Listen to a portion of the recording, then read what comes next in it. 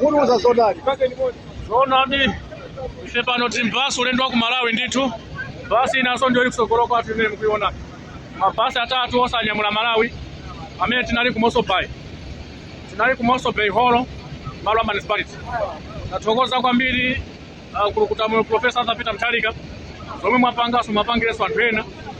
Anthu amene asala mbuyo muchifukwa choti kukhalaso zinthu zosiyana-siyana zoposaso ngati koma ngati mene ife tinali pano patathokoza tisefu timanja mwa dziko la Malawi pano tipenda ndi boma mpaka wa ku Malawi ndithu tathokoza kwambiri ndipo tikupempha zoti mutifune mafuno abwino kuti tiyende bwino mpaka ulendo wathu uthekenso bwino tifike ku Malawi ndithudi Professor Peter Mtalika Mulungu akudaliseni akupaseni mwautali pazazikuso mwatipangira ziko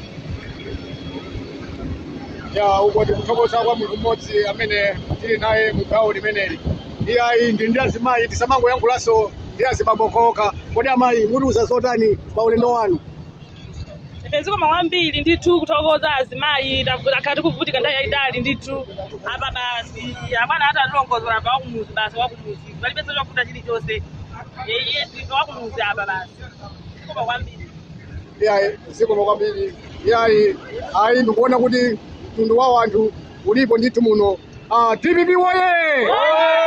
TPP woye!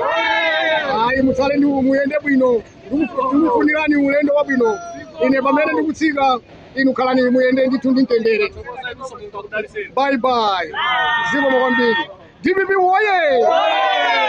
TPP nayo ili madera onse ziko kwambiri yebo.